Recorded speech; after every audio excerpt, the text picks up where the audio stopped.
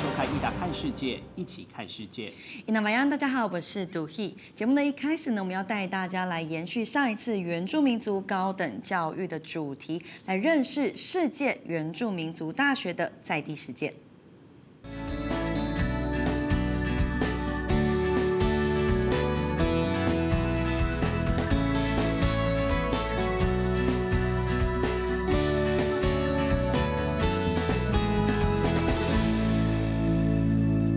在上一集的节目里头，我们聚焦访问了原住民族高等教育论坛的成员，也了解到一群来自世界各地的原住民教育学者，秉持着教育主权的原则，是共同创办了全球性的原住民族大学。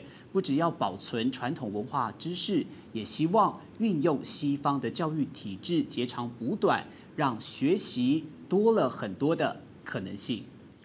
今天呢，我们要继续的深入来了解世界原住民族大学维努的实际实践的方式，透过两位分别来自夏威夷以及纽西兰的维努校长，分享他们在各自的教育机构里是用什么样的思维来设计课程，又是如何跨族群、跨国的来合作，建立属于原住民族的教育体制。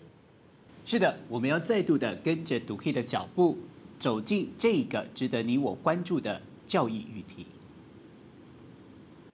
Inavayan ituhi matuga gualan. Welcome to ITA See the World.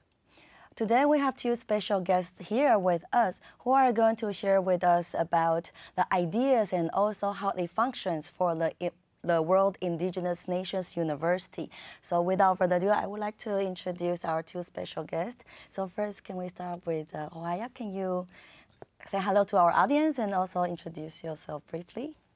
Tēnā koutou. My name is Hohaya Collier. I'm from Aotearoa, New Zealand, and I'm the current Chancellor of the World Indigenous Nations University. Peter? Aloha, my name is Peter Hanohano. I am Hohaya's bag carrier, and I'm from Hawaii. Right. Actually, two of you are the very important hands behind the World Indigenous, or not only behind, I mean for the World Indigenous Nations University. But maybe for our audience, actually, I think just like me, we're not so familiar with this concept of the World Indigenous Nations University and also how it functions, how it works, and also as a students, if we want to apply for it, how can we go through the process? So maybe could you first share with us the setup of the WINU, and also how can we be part of the program? Okay, the university descends from the World Indigenous Peoples Conference on Education. That was set up to give our Indigenous people an educational voice globally. From WIPC descended WINHEC, which is currently the organisation that's being hosted here in Hualien. And then from WINHEC, which deals with education generally, we saw the need to have a institute that could deal with higher education, that is tertiary education, and that could confer degrees and doctorates. Mm-hmm. So WINU, the university, was formed well, the idea was formulated in 2011 in Cusco, Peru. It was advanced here in Hualien in 2011, in Cusco.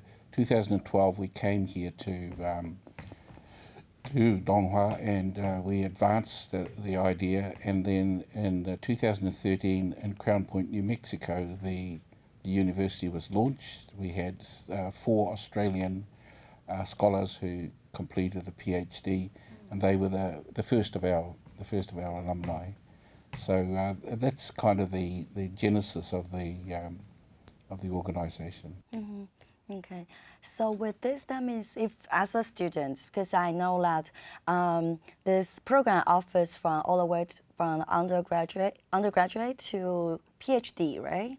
So, or that is still under construction with this the different degrees. Yeah, with the university, we only confer masters and a PhD at the program at the moment. Okay. So the undergraduate degrees still remain with WINHEC, though at our meeting this morning we are looking at bringing in the undergraduate degrees to the WNU suite of programs.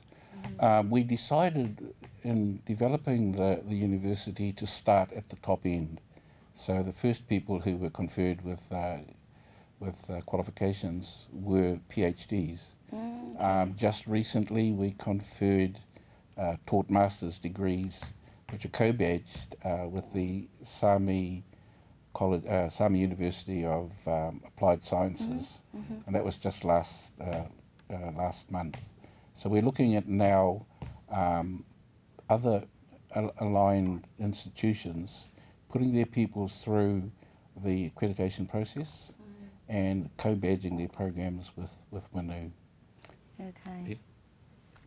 So for students, for example, if I want to get the accreditation from WNU, what is the process? How could the process look like? The individual student needs to belong to a institution that has been accredited, has gone through the accreditation process.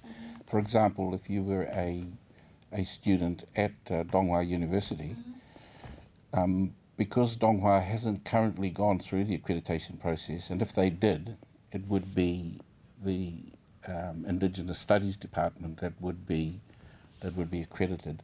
So once the accreditation process has gone through, the programs will be individually accredited. Then a student enrolled in that process and the program could, on graduation with a Donghua degree, also cross-badge and get a WNU degree as well. Ah, okay. So effectively they end up with 2 degrees. 2 degrees. Yeah.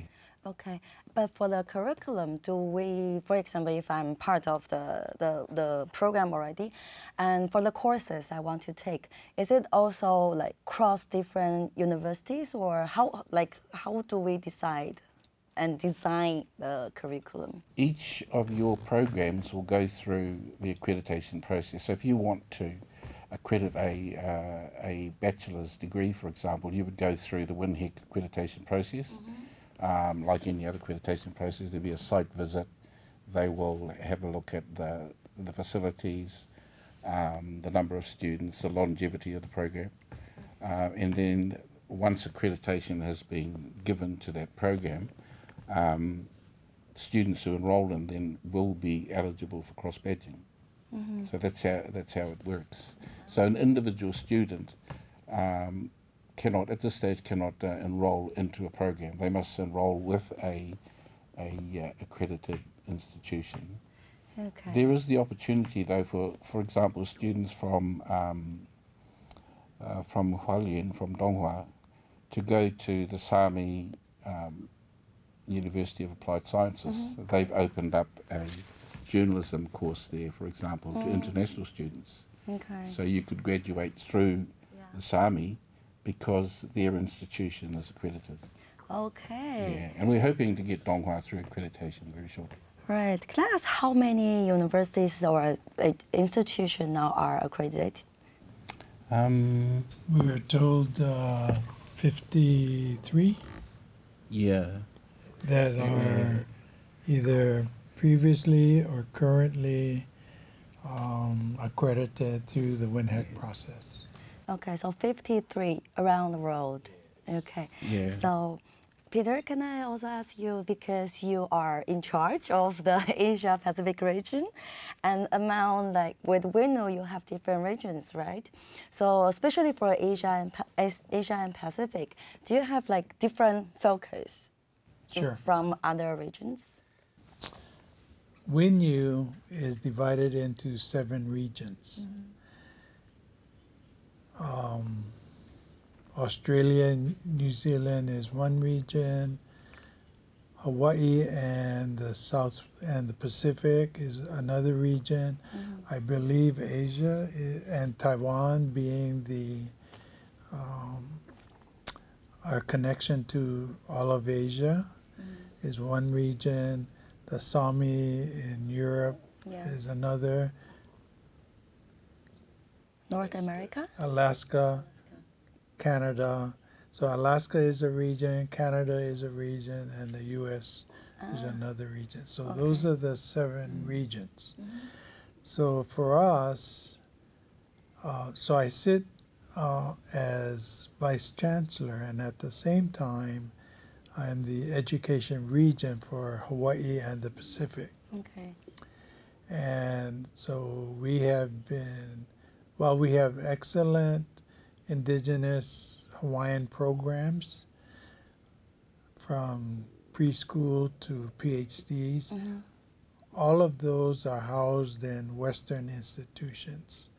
So for our WINU region, and they're excellent programs, they've been wonderful partners in helping to restore our language and our cultural practices, teachings, traditions.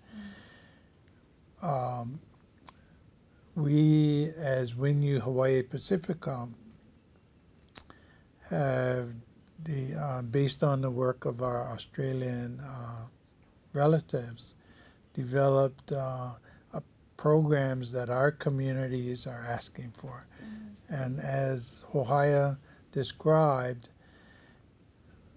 there were different options. You start at the associate or bachelor degrees and move and progress up. And for our region, we decided to start with a PhD and move down. Okay. So we, just this year, January 2019, we launched our PhD in Indigenous Science and Social Development. Okay. Because in meeting with our communities, we wanted to elevate or give due recognition to our ancestral knowledge. And that knowledge is based both in science and in culture. So in our context, social development considers the development of the whole being. And then science, for us, culture is science. So everything about how we view the world, how we interact with the world, and Mauna Kea being an important tipping point in terms of our relationship with state government and the federal government has coalesced our people to make this last stand. That they have, so that's what we've developed. And it's, and we decided to, so we have 7 students in a PhD program, and we have no buildings, very little funding, but we have passion, compassion, and very dedicated and committed teachers and students. It's a journey that we're taking together. So in our culture, we have voyaging canoes. And the voyaging canoe consists of 2 hulls, a sail, and an oar to give direction. When we launched in January of this year, we had only 1 hull, but the group was ready to go and they wanted to go. So we all jumped on that 1 hull and started paddling. And as we were, so I'm sharing this figuratively.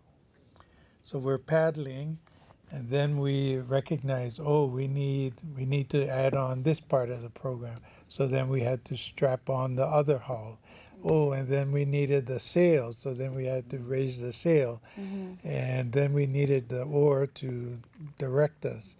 So we decided to go. We went, and we met So we have 7 students from 6 different indigenous communities. And each student hosted the cohort. Okay. And we were immersed in their community. So our program is hosted, based, and embedded in the community.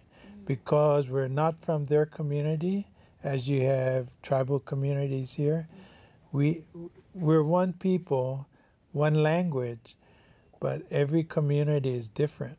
And so we had to learn and immerse ourselves in their communities. Okay. And they hosted us, and the student with their elders and their community members